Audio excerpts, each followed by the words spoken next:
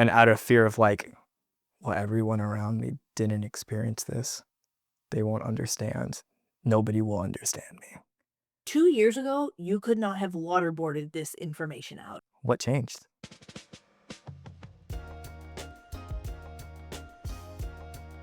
Welcome to Beyond the Scope, where we showcase the incredible humanity of healthcare workers and the lessons learned from challenges medical training doesn't really prepare you for, things beyond the scope of our practice. I'm your host, Andy, and today's episode is supported by Motivate MD. Your story is more than just a CV. Let their team help you tell it.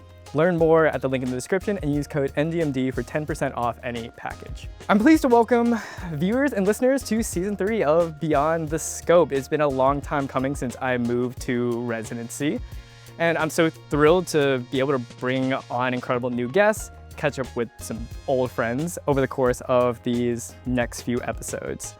So let's kick things off today and potentially open up some recent wounds with the hope to heal with more than fluffs and a few tegaderms. Today's guest is a full-time ENT surgeon, but in true surgery fashion, just couldn't stop there. Her strong advocacy for physician and particularly residency wellness has driven her to be the heart of the podcast, Promising Young Surgeon and Surgeon Interrupted. She is a Dr. Lorna Breen Heroes Foundation ambassador, talented writer, curator of the Rethinking Residency platform, encouraging physicians to train in training to win back a positive and balanced experience of residency, co-founder of the Hippocratic Collective, the creative powerhouse quite literally behind why this podcast is having a season 3, and overall badass. I'm pleased to welcome to the show Dr. Frances May Harden. You know, I'm very grateful to be here. I will say that I think that part of what I bring to the table is that I'm not coming from some ivory tower of like all of these accolades and extracurriculars and things like that. I would argue that with rethinking residency, part of the goal wasn't the quote unquote balanced physician life. The goal is to get out of training alive. Number one, that's how low we're going to put the bar. I know that that sounds extreme. But it's real. Exactly. Number one was get out of training alive, and number two was get out as unscathed as possible. And the more that I've done this work and connected with doctors, it's scary how much, even at the attending level, we see the deep wounds that are left behind after training. Absolutely. And I think one of which we're going to address today, which I hope isn't too much of a sore spot, but it's an encouraging thing to know that there are many people out there that are probably in the same situation right now, either are scared of that impending situation or are maybe recovering from that recent wound right now. At the time of us filming this, this is near May time, so this is just a few weeks after match day. Thank you so much for sharing your story today and for being a wonderful way of kicking off season 3 of Beyond the Scope. It's a pleasure to bring this show back to life with Hippocratic Collective, and I'm so excited to be able to create more with the resources of the team and the creativity that you guys bring along. Absolutely. Thank you. And thank you for giving the people what they want. Like I've been watching ND MD Productions since easily 3.5 years ago is when I really came out of training myself and started rethinking residency. And again, we're just giving the people what they want here. I really appreciate it. It's been a long time coming. I was on Tyler's podcast as most recently as yesterday. And I had to say out loud, I've been doing this for five years now, which is kind of insane to think about. That I've been on YouTube and just creating content, at least in this medium, for that long. So I'm proud that it's made so much progress and it's impacted so many people. And it's really, I hope, it's just the beginning. But let's go ahead and get into kind of meat and potatoes of the show, because this is something that very much medical training, there's no textbook, there's no lecture that is going to be able to teach you how to get through this. And as much as we could dive into the almost blatant challenges that medical training, the whole process gives us, I want to focus on the one that hits really home to a lot of medical students. There's this thing that evokes excitement, celebration, and progress to some. And to others, it's the source of crippling anxiety and some of the most cold sweat nightmares. What do you think we could be talking about? Yeah, I mean, I'm getting sweaty just thinking about it, and I know that it's important for us to normalize really talking about honestly the match. Yes. And all right, so if you could give like a one-liner, like maybe brief HPI of the match, how would you explain it? Is like a draft system for industries not in medicine, but it is a way of algorithmically trying to sort out and match the individual, the trainee, the physician now with a program that will ideally educate, nurture, and support it for the next 3 to 7 years after medical school. And the way I like to explain it to especially people not in medicine, I'm like, it's literally a like a dating app algorithm where one side ranks, I like this person, and this person in this order, and then the other side goes, well, I like this person, this person, this person, this order, and then you just get like chucked into a computer algorithm where like in theory there will be a good match, hence the name. And again, I emphasize in theory. I love the dating app analogy because to me, there are, match.com types of things where people get matched up based on a lot more criteria than just how you ranked or how you chose that person. Because I think that that's so real. If we were going to look at outcomes from a dating perspective of, okay, I'm going to turn in a list to you, like you're God, you're the match system. I give you a list of 20 names. And they turn in likewise to you 20 names. I think that we would get no marriages out of this stuff, literally, because it's not based on any like deeper, authentic, objective values. It's just like, how are we going to rank each other? And by the way, take into the account that if I think that you'll rank me lower, I might rank you lower. That's also true. And under the table, also that shouldn't be a thing. I digress. Um, but oh, obviously, the goal for everyone is to match the first time, even if it's not your first choice to at least have a job, right? But unfortunately, that just doesn't happen for everyone. And the general assumption is it feels like a death sentence to all your hours of hard work in medical school. And for every happy tiered envelope opening you see on social media that goes viral every single year, there's an equal and opposite reaction of someone receiving just devastating news that they didn't match. Dr. Francis May, as successful as you are now, and as much as I thoroughly enjoyed making your intro, maybe on paper didn't start out, so at least traditionally on track. Tell me, what was match day like for you? Yeah, so I think that that's funny too when we talk about like a person being on track, quote unquote, because I would say that up until match day, I was on track. And so this was a very much it was a derailment. I would love to get into, the death sentence, as you called it.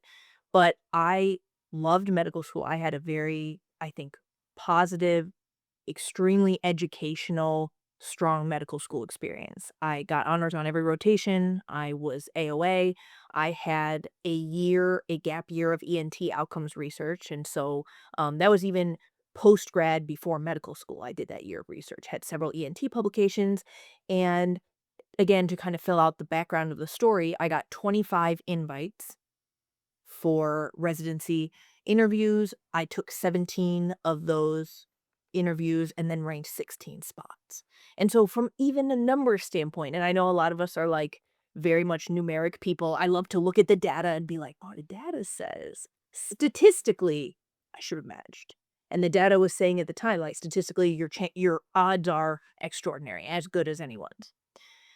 So Monday morning, when we get the email, "Congratulations, you matched," or "We're sorry to inform you that you did not match," I really don't even think I had it on my radar or had prepared emotionally to not match. So I was just sitting in my apartment and I was doing admin work, I was working at my desk when the email came through. And it was definitely a sentinel event in my life. I mean, what were your initial reactions to it? I think there are a lot of probably questions that crossed your mind initially, but just walk us through what you felt during that moment. Honestly, and this was 8 years ago now, so I don't think I even had any questions. It was mostly shock and dissociation, and a lot of doctors, like, certainly, I think in surgery, like, a natural coping mechanism is dissociation, and that's how I would describe it. I think just truly, almost like a mind-body separation, and the mind totally shut down. How long did you stay in that? At minimum, several days, if not weeks. I have lost immediate family members. I lost, several family members when I was younger. I just have my mom now, and it honestly yeah, thank you. I do think so, my dad passed away suddenly when I was 20. Again, lost other family members years before that, and so, like, I'm even a person who had encountered, like, unexpected loss of immediate family members, and the aftermath of it in my personal experience, was not that dissimilar. Like, usually, having experienced that multiple times, like, you lose time, can't really a lot of fuzzy memories surrounding the funeral, but also surrounding, like, that match week and having to reapply in soap and things like that. Kind of the same, I would say, emergency breaks that, like, any person has. See. And what helped you finally to kind of like come back to earth? I would say that, it's an extremely lonely experience. Any person who doesn't get the match outcome that they want, super lonely, super isolating, and that's in part because of the shame around it, like, people don't want to connect over that, that's not something any of us want for ourselves, so it's really hard to, like, be open and find connection over it. I did feel loved and supported by my friends and family. I had girlfriends from the medical school who came and sat Shiva with me that week. They were, very kind about it and private about it, of course. I was too embarrassed to leave my apartment for several days. So, I mean, they were literally bringing me food. But again, using this analogy of like the loss of a family member, it's like they were bringing me morning casseroles and we were in mourning. I mean, so it is that significant of an event. And I think it's hard to grasp for a lot of people who are not in medicine and maybe are like, oh, I have a family member in here. It's just one day. How much could it mean? And I think that tells everyone that's exactly how much it means. It's as significant of a win or a loss as, oh, a family member. And I think I made a whole video about this on my channel as well, about why match day is kind of overrated, addressing a lot of the topics of like, it's a day where the person next to you is having the best day of their life, and this person next to you is getting ready to run and hide in a corner. And I do remember even on my match day, like trying to find one of my like close friends as she fell so far down her rank list and was just crying away from everyone. And then also getting the text of, hey man, I didn't match on that Monday. And to actually asking around, I was like, how did you guys feel? Like what was your initial reactions? And a lot of it was self-questioning. Questions like, did I do enough? What more could I have done? I thought this program really liked me. What changed? And then like finally, penultimately, why me out of all people? Did you have any of those questions going through your mind during those few days? Maybe to an extent in real time, but like I said, the memory is a little bit sketchy. And then number 2, I think that for me, they carried on for years. Like, that's what's brutal about it. You asked about how long it took to come back down to earth or maybe, like, grieve, process, and get over it. Took years to get to that point. I do think that I had a very typical surgeon's personality in that, like, I can kind of compartmentalize and squash anything down and, like, deny, and hide my shame for many years, which is what I did. And I think that those questions, like, for a long time, they kept me up at night and they haunted me. But interestingly, like, in my case specifically, as a person who didn't match on Monday and then soaked on Wednesday, I was much more in almost like this, I'm an airway surgeon, like, emergency shutdown mode. I don't think that I really entertained, like, some of this, self-questioning because I was like, "Well, we have a pretty time-sensitive task at hand. Mm. Complete that task, I can compartmentalize." I see. So it's just like a, hey, let me get something needs to be done right now. I can worry about that later. focus on the task now. And I mean, that makes you absolutely an incredible clinician, but there are definitely moments where I do that, absolutely. And then I come out after the fact, I'm like, ooh, I really just like closed off everybody in my life for that period of time when they were like banging on the door trying to help me. So we talked about actually before we started rolling how like medical personality and like the personalities that's trained into you sometimes bleed in to other areas of your life. Sounds like one of them. Yeah, absolutely. I think that even my ability to, like, authentically connect with people, it became limited by some of this compartmentalization because if ultimately I was lying to myself, like, "Okay, we just don't think about the match. We don't think about it. We don't talk about it."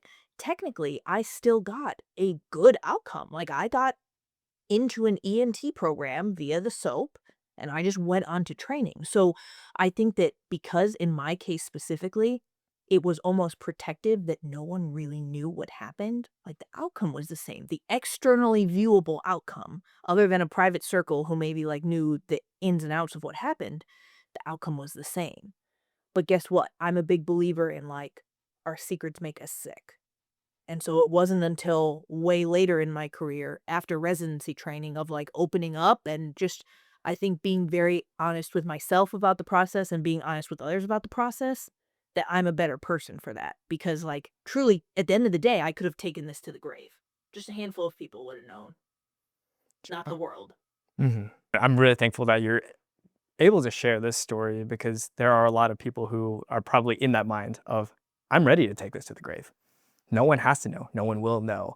And out of fear of like, well, everyone around me didn't experience this. They won't understand. Nobody will understand me. 2 years ago, you could not have waterboarded this information out of me. What changed? I am so grateful for this. I'm grateful for the change. And what was really formative is that as an attending, I decided I wanted to write a book. So I joined a writer's group. Um, that was very formative. I wrote the first full draft of my memoir. Unreadable. It was a book that wasn't filled with the truth. And I will tell you that was my experience, but I wouldn't be surprised if like a lot of surgeons trying to do what I was trying to do would find similarly all the lies that we tell ourselves about ourselves, they build up over the years of training. Like, we won't go into first drafts of the book, but they were like, I'm the best. I'm tough. Like, I'm very smart. Here are my accomplishments. Of course, all this. The match, the match experience was not even in the first draft of the memoir. It was like, okay, so we just like, blur out, fudge over some of those timelines. Now I'm an ENT resident, etc. And so Mhm. I think that looking at my life in that way and coming at it for the first time ever as an artist, it literally confronted me with something that I'm glad I grappled with because that's what like changed my whole life. And I truly think that without it, and a lot of us as physicians, certainly as surgeons, right, like too compartmentalized to compensate, we have to tell ourselves a lot. I mean, there's a famous saying that like in surgery, you have to believe, to an extent, as a surgeon showing up, you have to believe that not only can you operate on this person and cure or save their life, but that you can do the best job at it. Fundamentally, because if you didn't believe that, then you should probably be setting up the patient with a different surgeon. That makes sense. Hmm.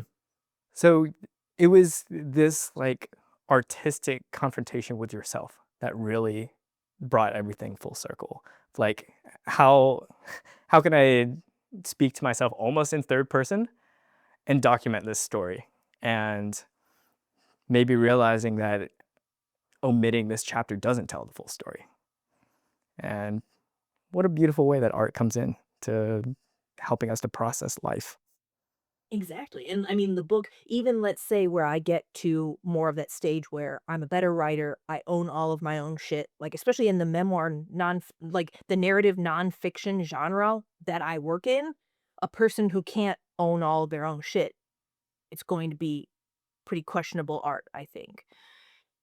This even helped me to be able to have a little space and step back. Like, the better book, the better story, the better protagonist has to have some of these challenges. Mm. And I think that in medicine, I was never brought up in a way or taught that, like, the challenges make us better.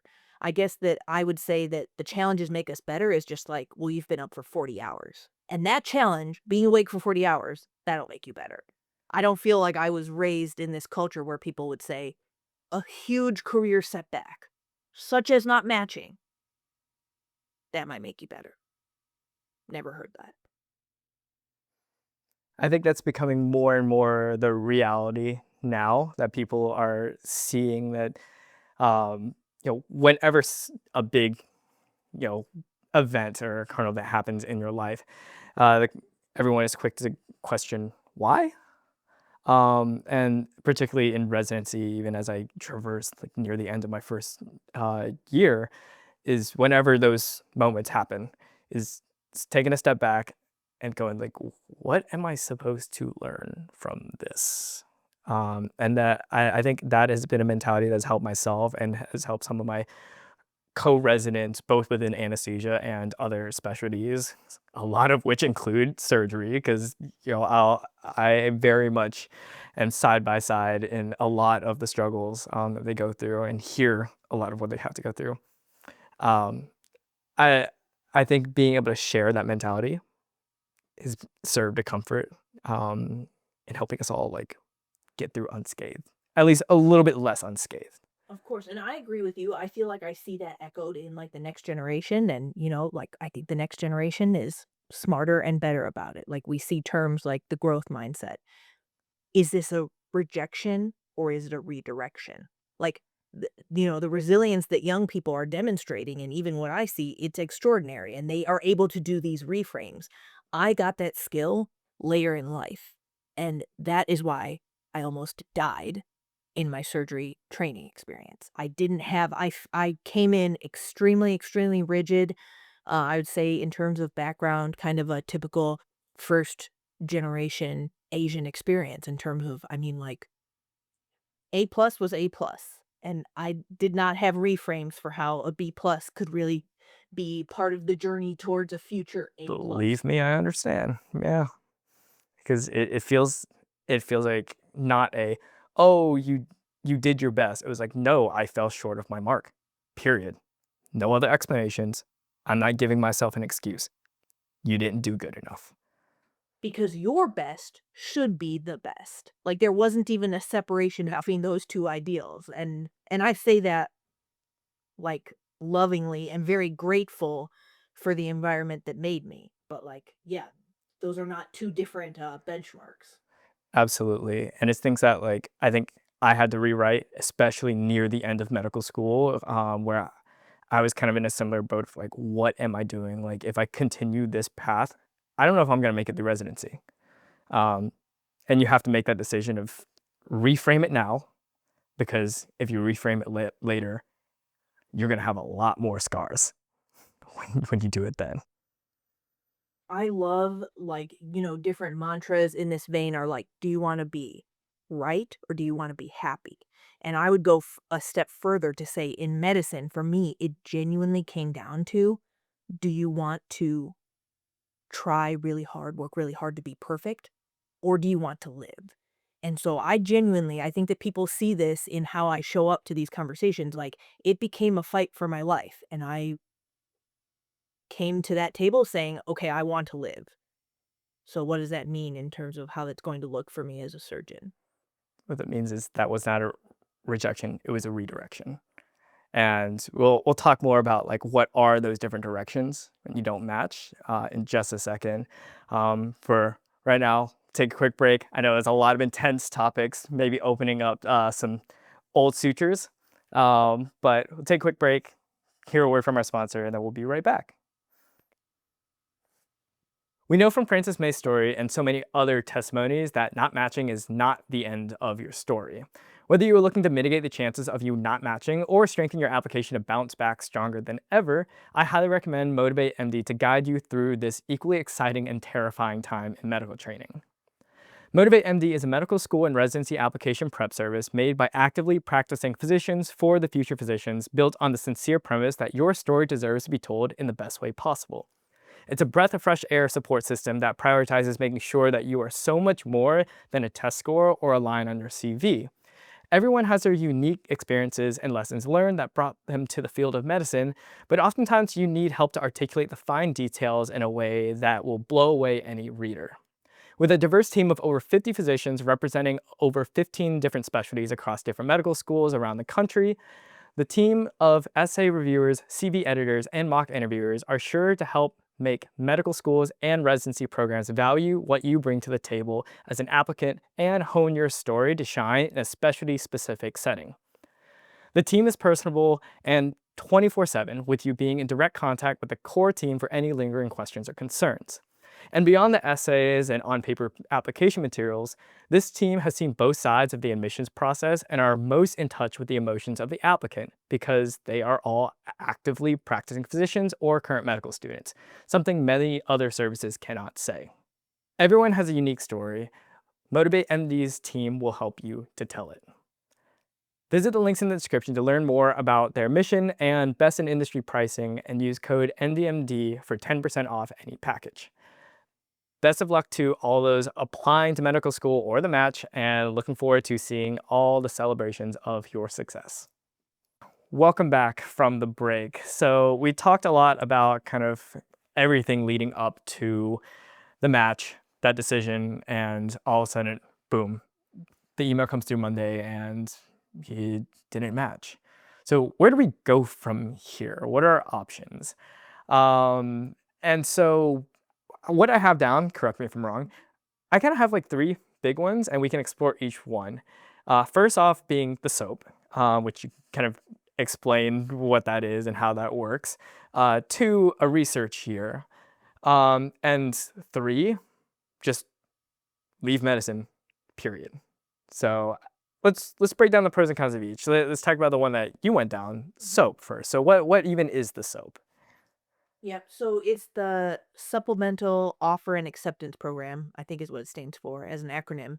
But basically, what's interesting is because of this algorithm that we talked about, like the dating app, there are programs with unfilled spots. So this is almost like it's hard to not feel like when, especially when you're going through it, that this is like, I don't know, the scraps, like the unmatched applicants and unfilled program spots get matched up together. It's very interesting because of course people spend years putting together their residency applications. It's super thoughtful. I mean, even just from the date that ERAS opens to interviewing to match day, that's a long process. Soap is crazy. They call it the scramble for a reason, right? Yes, I think that like if we even break it down by hour, so let's say that it was 10 or 11 a.m. Monday, you get the email.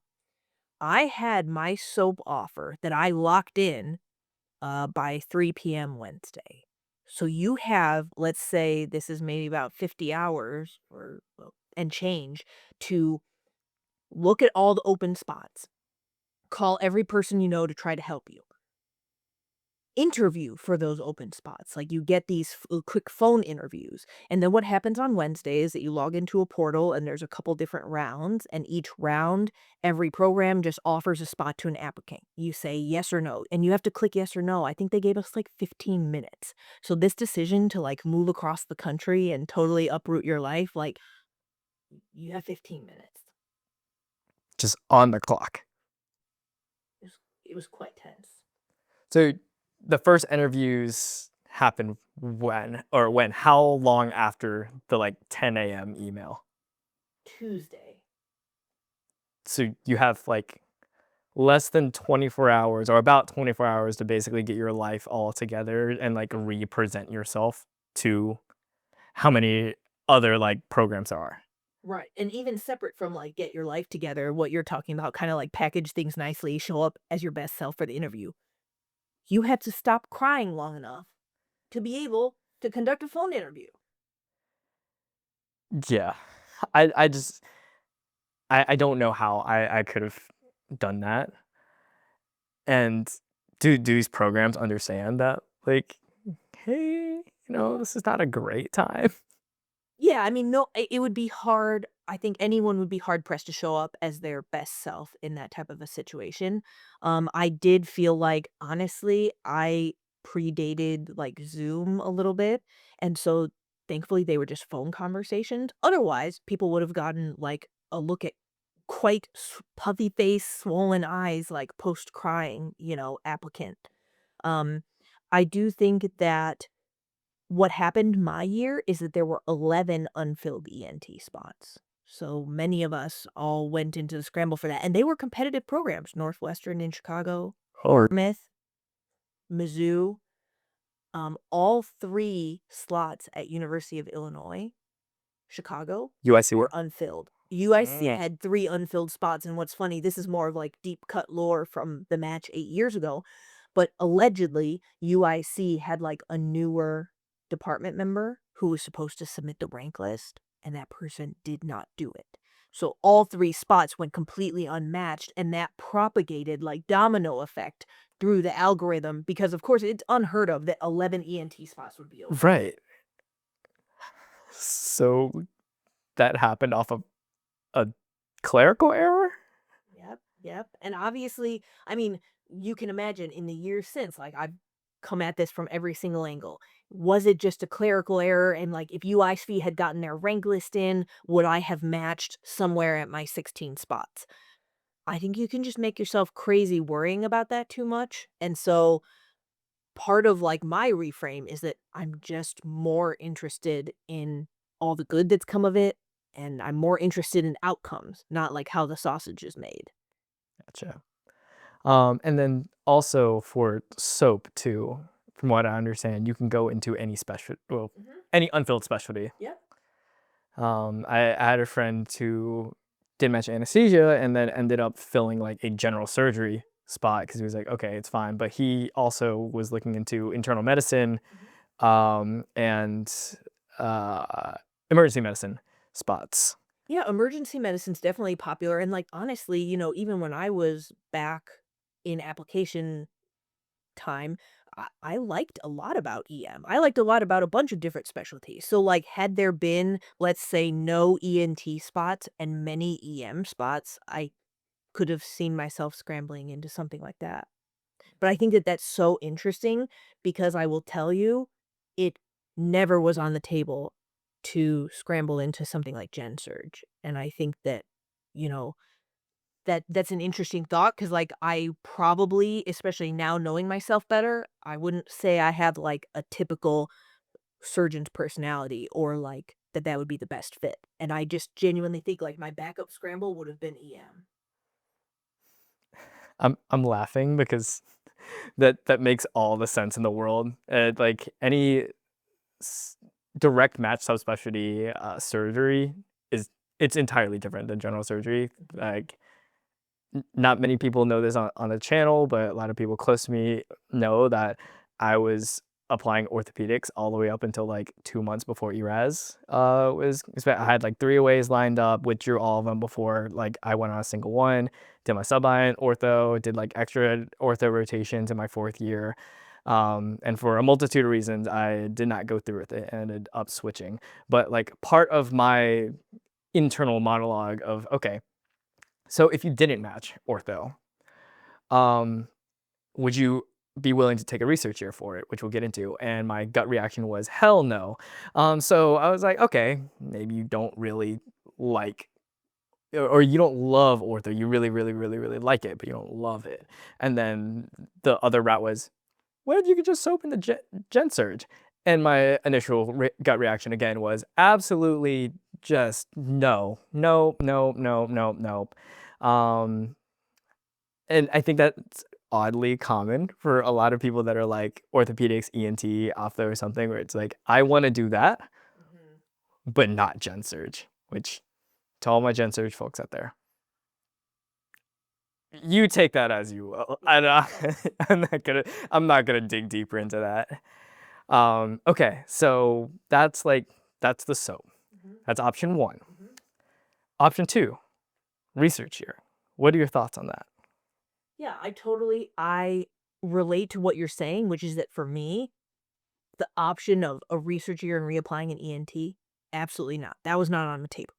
So if there had not been ENT slots or something else that I could see myself doing to scramble into, I would have been prepared to do your door number 3, which was get the fuck out of medicine.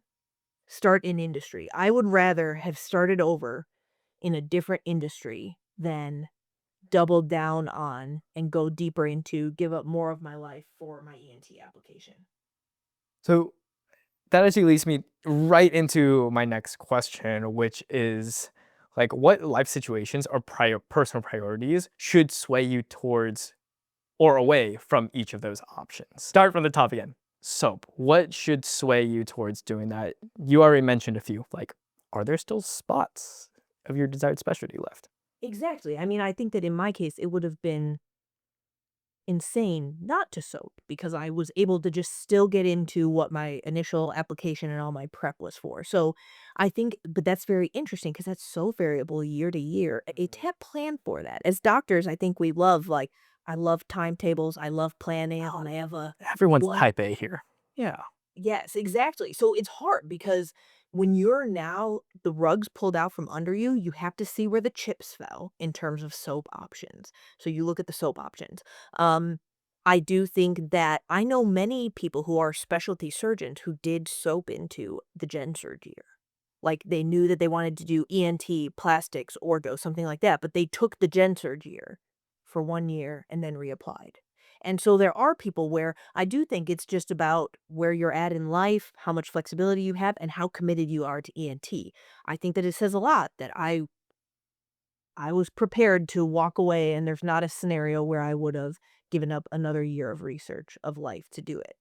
I think that people who have a lot of flexibility and they know this whole experience brings out within them that level of commitment, then a research year makes sense. Like if your ultimate goal in life is to become an ENT, makes perfect sense. The number 3 option, people who have that flexibility, like say that they aren't under pressure to repay debt, they don't have a family to provide for, then moving industries is doable. And I will say that like I approached all of this like I had a boyfriend at the time, my now husband. Um He was very supportive of whatever I wanted to do. I could have come back and said, "It is a gen surge prelim year. It's medicine. It's neurology now." Like, or I could have said, "I'm leading medicine." Um, and I think I had the support to move any kind of way with that. So I think that's a big point to bring up too, is having a very close support system. That makes a huge difference. And it's something that I realized throughout medical school, like people coming into medical school with long-term partners or they're married or something, like their approach to showing up every day was entirely different. And I would argue more free than probably everyone else going through it single. Just because they know like if all of this like goes up in flames, I have a priority at home to care for and be a part. Like I have somebody else that I want to be in my life. Whereas like a lot of people, I'm thinking of multiple examples in my head, close friends of just like, well, there's nobody here in my life, so I guess like I can just give all of myself to this path because like I have nobody else to give it to. Like that's also like the Get a other friend. end of this. Yeah, please, like do anything. Spend more time on your friendships. Like, but I can definitely relate to that. I've been there, and I think that I was that person in my earlier 20s, like not putting a lot of time and effort towards friendships, not knowing to cherish those, didn't have any pets. My whole life was this game. Sure. So I would say, and this is entirely perspective, if like you didn't have that kind of support, would you still have thought about just straight leaving medicine? Well, I think that what was really important about the support and the person that I was becoming even then is that my significant other was not in medicine. So I was starting to just see that there was a different way to live. I had been on the conveyor belt of medicine for so long since I was a biochem major at Notre Dame that, like, I think that for me, not leaving medicine at that time was a lack of creativity. Also, the fact that the soap thing matched up. I just want to link this to even like a teaser of what my whole residency experience was like. Because, of course, when it was a really malignant work environment and pretty abusive, I just always thought life's too short. Like, there's got to be more than this. I don't want to show up to the hospital every day and get beaten up. But it was a lack of bravery and creativity that kept me there. I see. And if I didn't have a lot of relationships I was building up outside of the hospital, I don't think I ever would have gotten the creativity myself, like kind of a rigid thinker, very much like I got put on a path, I can put blinders on and see the path through. Mm. Very much that type of person, as so many of us are. You could just give me any path, and like if that's the assignment, I could kill any assignment. I'm like an assignments machines. I'll get it done in a timely fashion and I'll get it done right, but at no point in bringing up young people like that do we ask them like, "Oh, do you want this assignment? Is this the right assignment for you?" I do want to take a moment because I know we like talked about kind of the awfulness of the match. Those three options when you don't match, whether you soap, whether you take a research year, or believe it or not, whether or not you just decide to walk away, all are valid and great options for you based on your priorities and your really lifestyle. And as much as a lot of society will think target shame towards those decisions, just know that again, they're all valid decisions and normal career decisions that anybody outside of medicine would make. I think that like one thing that helped put this in perspective for me is that, when I didn't match, I felt betrayed by the system. I felt like I did everything right, quote unquote. I mean, like, the publications, the AOA, the aways. So there's a betrayal element, but then also the humiliation. And I really felt like that, especially because I was a person who really like led with ego. That was like what almost killed me about it.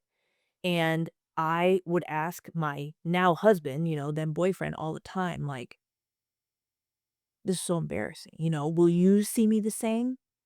And he was like, I don't even care a little bit. Like, I don't even know about the match. The match is not a thing, right? Like, I truly do not think it changed how he viewed me.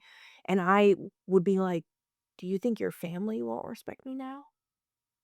Again, they have no idea what the match is. My family feels the exact same about you. And I'd be like, what about your friends? And kind of same thing. And, I think that that helped because, again, it put in perspective, like, at the end of the day, I asked him all of those same questions when I was halfway through training in residency and I decided not to do a fellowship. That was really hard for me to let go of, for me to like leave academia, to become a general ENT, to not do a fellowship. I asked the exact same question, well, what will your friends and family think of me? He was like, they'll think you're a surgeon. I mean, like at that point, Mm. I'm comparing a general ENT surgeon to like a rhinologist or an otologist, right? And it's crazy because we get in this echo chamber of medicine to where we're like, that's embarrassing. It's embarrassing to be a general ENT who's not fellowship trained.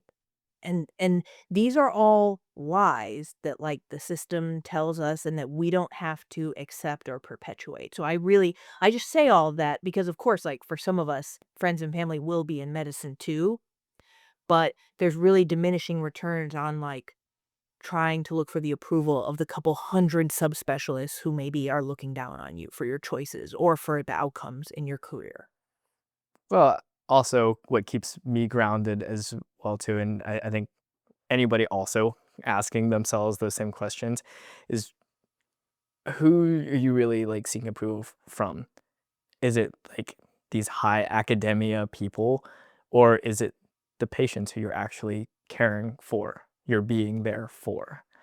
And at least me, I absolutely desire to go into pediatrics. I want to do pediatric anesthesia, and I still have this conversation with my parents too of when kind of almost in that similar right of when I switched out of orthopedics into anesthesia, a lot of my parents were like, you did all this hard work. You studied your butt off to basically be a nobody. And I'm like, what do you mean by that? It's like, no one's going to ask for your referral. They aren't going to go, oh, Dr. Wynn saved your life.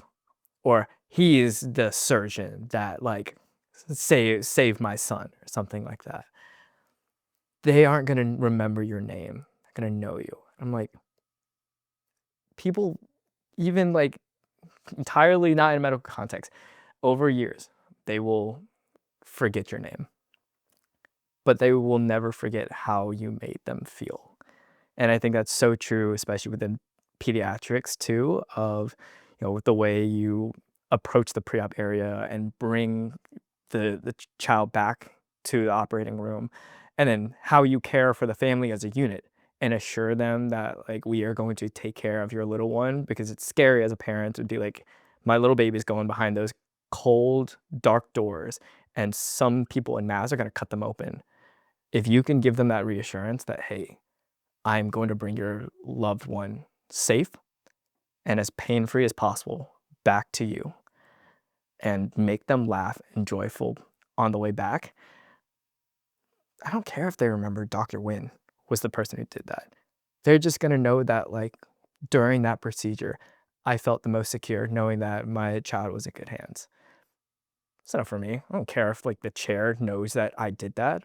I don't care if honestly like my co-residents, co-fellows, attendings know that that was the impact I had in that family's life.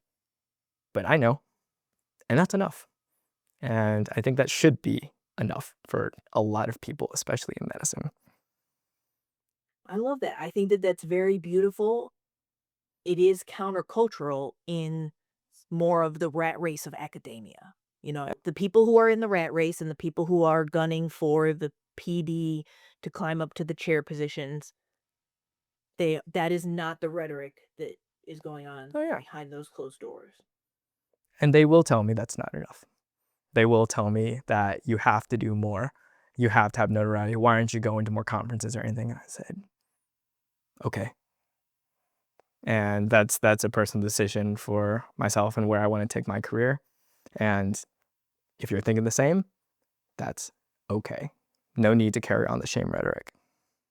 Exactly. And I think that there is something like when I talk a lot about my values and what I respect and look for in my 30s versus my 20s. Like 10 years ago, when I was in my early 20s, and you share something like that, that's so authentic and moving to me now, I would have been like, okay, he doesn't get it. More room for me at the conferences and like on the first authorships, like more room for me, right? But now, the only thing that I think when I hear that is that it takes a lot of confidence and self actualization to be a person who's willing to be countercultural to academia like that, because academia is the Goliath, right? And we're David. All right. And we just need more people to speak up on that. And we'll little by little chip away at the shame that kind of pervades our field, one step at a time. So as we wrap up, I think that's a great note to kind of make sure that this is a very intense season 3, episode 1. But it really is. I want to emphasize that this is a story of encouragement and empowerment, not of disappointment. Just as you did not let your story end with the match, I think everybody who also does not match, your story is not over either. So I do want to wrap up with, for you, what is your word of encouragement to either the medical student who just transitioned to an MS4 and are like, oh God, it's coming. I'm counting down the days of this fateful decision. And then also for those who just really a few weeks afterwards are kind of mentally preparing, I just soaped, or I'm just about to start a research year, or I just left medicine. How do I carry on? Yes, I think that the reframes are key. because these things happen that we have no control over. We can be the best prepared student, the best prepared trainee. Things are going to happen that are out of our control, and you can rewrite your story as many times as you need to. I actually think that there's a lot of lessons we can take from other industries and, like non-medical professionals where throughout their 20s, there is time for exploration, for play, for pivoting, for making adjustments as they arise. And I think that the more that we can introduce those in medicine and surgery, the better that we'll be as a workforce. Absolutely. All right. Well, that that is all. Wrap on the first episode of the new season. Thank you so much, May, for coming on the channel and the podcast.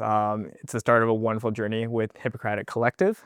And I look forward to many, many more episodes and a lot more collaboration with this wonderful organization. Absolutely. Thank you so much, Andy. It is a privilege to have a legend here today in the studio. Oh my gosh, legend. You and Tommy just like put me. You guys talk too highly of me. It's hard. It's hard to take compliments. But that is it. Until next time, thank you so much for watching.